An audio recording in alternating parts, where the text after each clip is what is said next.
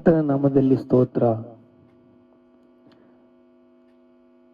ಎಲ್ಲ ಚೆನ್ನಾಗಿದ್ದೀರಪ್ಪ? ಕರ್ನಾಟಕದವರಿಗೆ ಶುಭವಾರ್ತೆ, Christmas ಶುಭಾಕಾಂಕ್ಷೆಗಳು. Christmas ಆರಾಧನೆ.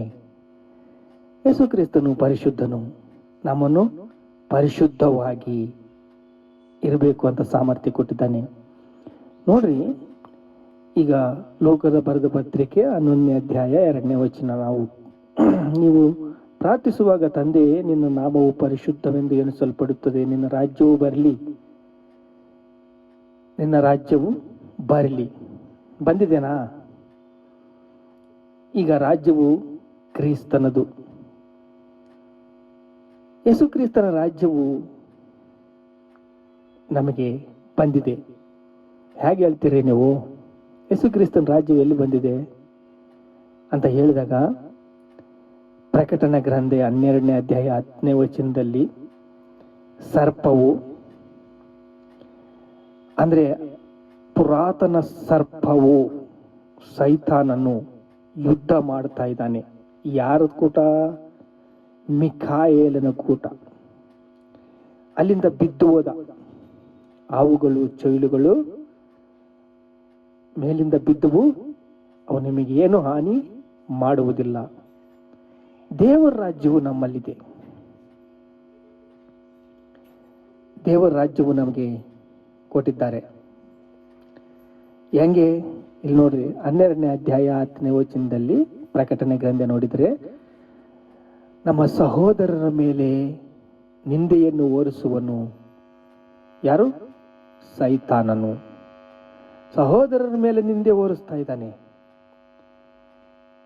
ಏಕೆ? ಅವನ ರಾಜ್ಯ ಕಟ್ಟಬೇಕು ಅಂತ, ಸುಳ್ಳು ಹೇಳಬೇಕು ಅಂತ, ನಾಶನ ಮಾಡಬೇಕು ಅಂತ, ಡ್ರಗ್ಸ್ ಕೊಡಬೇಕು ಅಂತ, ಎಲ್ಲ ಪಾಪದಲ್ಲಿ ಮುಳುಗಿ ತೇಲಿಸಬೇಕು ಅಂತ ಸೈತಾನನು ಕಂಕಣ ಕಟ್ಕೊಂಡಿದ್ದಾನೆ, ತಂತ್ರ ಮಾಡ್ತಾ ಇದ್ದಾನೆ. ಹಂಗಾಗಿ ಯೇಸು ಕ್ರಿಸ್ತನ ಸಂಪೂರ್ಣವಾಗಿ ಯೇಸು ಕ್ರಿಸ್ತನಲ್ಲಿರುವವರು, ಯೇಸು ಕ್ರಿಸ್ತನ ಕೆಲಸ ಮಾಡೋರು, ಪ್ರಾರ್ಥನೆ ಮಾಡೋರು, ಯೇಸು ಕ್ರಿಸ್ತನಲ್ಲಿ ನಿಲ್ಲೋರು ಏನ್ ಮಾಡ್ತಾ ಇದ್ದಾರೆ?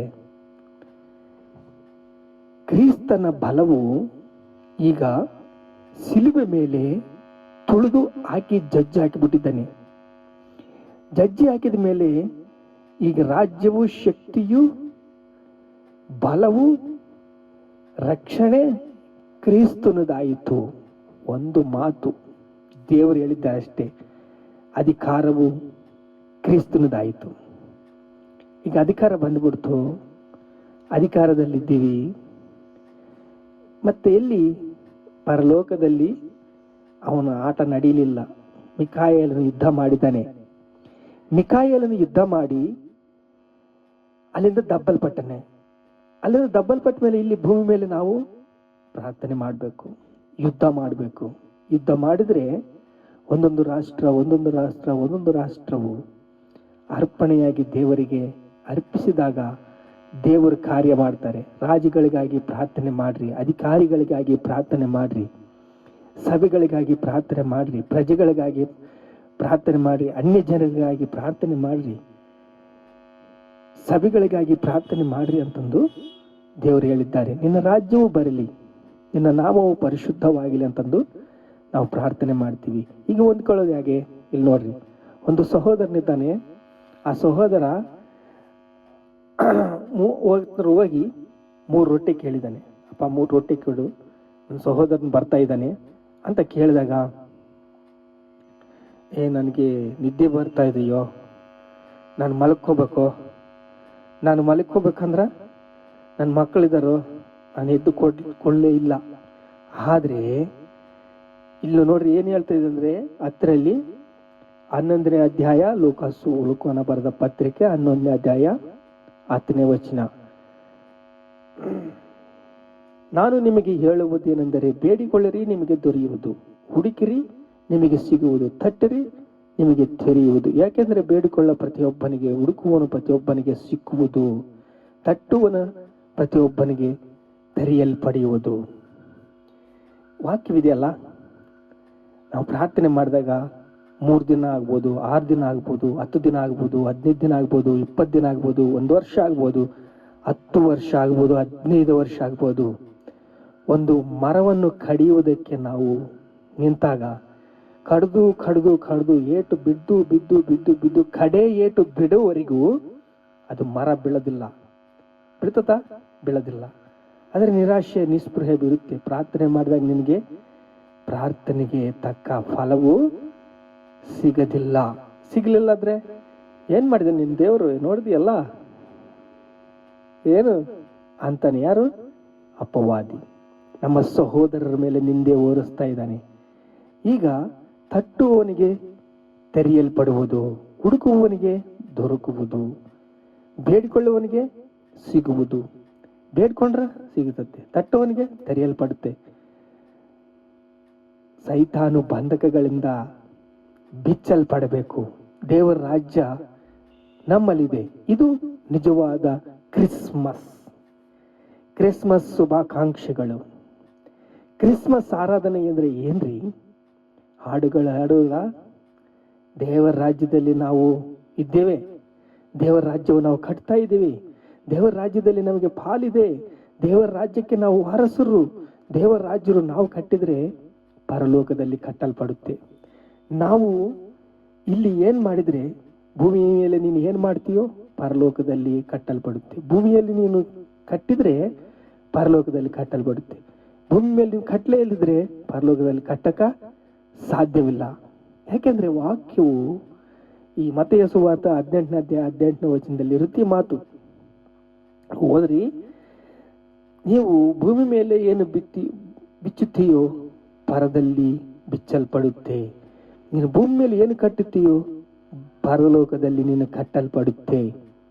ಕರ್ತನು ನಿನ್ನ ರಾಜ್ಯವು ಬರಲಿ ಅಂತಂದು ಪ್ರಾರ್ಥನೆ ನಮಗೆ ಪ್ರಾರ್ಥನೆ ಮಾಡ್ರಿ. ಏನು? ನಿನ್ನ ರಾಜ್ಯವು ಬರಲಿ. ದೇವರ ರಾಜ್ಯ ನಮಗೆ ಬೇಕು. ದೇವರ ರಾಜ್ಯದಲ್ಲಿ ನಾವು ನಿವಾಸಿಸಬೇಕು. ನಾವು ವಾರಸರು, ದೇವರಿಗೆ ಪರಲೋಕ ವಾಸರು, ನಿವಾಸಿಗಳು. ನಾವು ಪರಲೋಕಕ್ಕೆ ನಾವು ಹೋಗೋರು, ಸತ್ಯ ನುಡಿಯೋರು. ಪಾಪಗಳು ಕ್ಷಮಿಸ್ಕೊಳ್ರಿ, ನೀವು ತಟ್ಟಿರಿ, ತೆಗೆಯಲ್ಪಡುತ್ತೆ. ಈಗ ದೇವರ ರಾಜ್ಯವು ನಮ್ಮಲ್ಲಿದೆ. ನಾವು ಪ್ರಾರ್ಥನೆ ಮಾಡಿದ್ರೆ ನಮಗೆ ಏನು ಬರುತ್ತೆ? ಬಿಡುಗಡೆ ಬರುತ್ತೆ. ನಾವು ಪ್ರಾರ್ಥನೆ ಮಾಡಿದ್ರೆ ಬಿಡುಗಡೆ ಹೊಂದಿಕೊಂಡು ದೇವರ ಕೃಪೆಯಿಂದ ಕೃಪೆಗೆ ಆಶೀರ್ವದಿಸಿ. ಯೋಬು ಏನ್ ಮಾಡಿದಾನೆ? ಪ್ರಾರ್ಥನೆ ಮಾಡಿದಾನೆ. ಏನ್ ಮಾಡಿದಾನೆ? ಪ್ರಾರ್ಥನೆ ಮಾಡಿ ತನ್ನ ಮಕ್ಕಳಿಗೋಸ್ಕರ ಹೋಮಗಳನ್ನು ಅರ್ಪಿಸಿದನೆ. ತನ್ನ ಕುರಿಮರಿ ಬಲಿ ಕೊಟ್ಟು ಕೊಯ್ದು, ದನಗಳನ್ನು ಕೊಯ್ದು ದಿನವೂ ತನ್ನ ಮಕ್ಕಳಿಗೋಸ್ಕರ ಕಣ್ಣೀರು ಸುರಿಸಿ ಪ್ರಾರ್ಥನೆ ಮಾಡಿ ದಹನ ಬಲಿ ಅರ್ಪಿಸುತ್ತಾ ಇದ್ದ.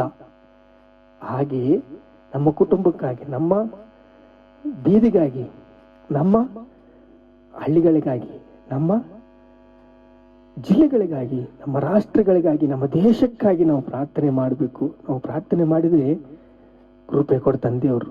ನಾವು ಪ್ರಾರ್ಥನೆ ಮಾಡಿದ್ರೆ ದೇವರು ಬಹಳ ನಮ್ಮ ಅಂಬಿಕೆಯಾದ ಒಳ್ಳೆ ದಾಸನೆ ಅಂತಂದು ನಮಗೆ ಬಿರುದು ಕೊಡ್ತಾನೆ, ಪ್ರೀತಿ ಮಾಡ್ತಾನೆ, ನಮ್ಮಲ್ಲೂ ನೆಲೆಗೊಳ್ತಾನೆ, ನಮ್ಮಲ್ಲೂ ನಿವಾಸಿಸ್ತಾನೆ. ಪ್ರಾರ್ಥನೆ ಮಾಡಿಕೊಳ್ಳೋಣ. ತಂದೆ, ನಿಮಗೆ ಸ್ತೋತ್ರ. ತಂದೆ, ನಿನ್ನ ನಾಮವು ಪರಿಶುದ್ಧವಾಗಿ ಅಂತಂದು ಎಣಿಸಲ್ಬಿಡ್ಲಿ ಅಂತಂದು ಹೇಳಿದ್ಯಪ್ಪ. ನಿನ್ನ ರಾಜ್ಯವು ಬರಲಿ ಅಂತಂದು ಹೇಳಿದ್ಯಪ್ಪ. ಹೌದಪ್ಪ, ನಿನ್ನ ರಾಜ್ಯವು ನಮ್ಮಲ್ಲಿದೆ ತಂದೆ. ನಿನ್ನ ರಾಜ್ಯವು ಶಕ್ತಿಯು ಬಲ ಕ್ರಿಸ್ತನದಾಯಿತು. ಯೇಸು ಕ್ರಿಸ್ತನಿಗೆ ಅಧಿಕಾರ ಬಂದಿತು ತಂದೆ. ನಿನ್ನ ಮಾತು ಮುತ್ತಿನಂತದ್ದು ತಂದೆ. ನಿನಗೆ ಸ್ತೋತ್ರ. ನಿನ್ನ ಮಾತು ಹೇಳಿದ್ರೆ, ಒಂದು ಸಲ ಹೇಳಿದ್ರೆ ಅದು ನಡೆಯುತ್ತೆ ತಂದೆ. ನಾವು ಪ್ರಾರ್ಥನೆಯಲ್ಲಿ ನಮ್ಮ ಕಣ್ಣೀರು ಸುರಿಸಬೇಕು ತಂದೆ. ರಾಷ್ಟ್ರಕ್ಕಾಗಿ, ದೇಶಕ್ಕಾಗಿ, ಜಿಲ್ಲೆಗಳಿಗಾಗಿ, ಹಳ್ಳಿಗಳಿಗಾಗಿ, ಪಳ್ಳಿಗಳಿಗಾಗಿ ಸುವಾರ್ತೆ ಸಾರಬೇಕು ತಂದೆ. ಸ್ತೋತ್ರ. ಘನತೆ, ಮಹಿಮೆ, ಪ್ರಭಾವಗಳು ನಿಮಗೆ ಚೆಲ್ಲಿಸ್ತಾ ಇದ್ದೇವೆ ತಂದೆ. ಆಮೇನ್.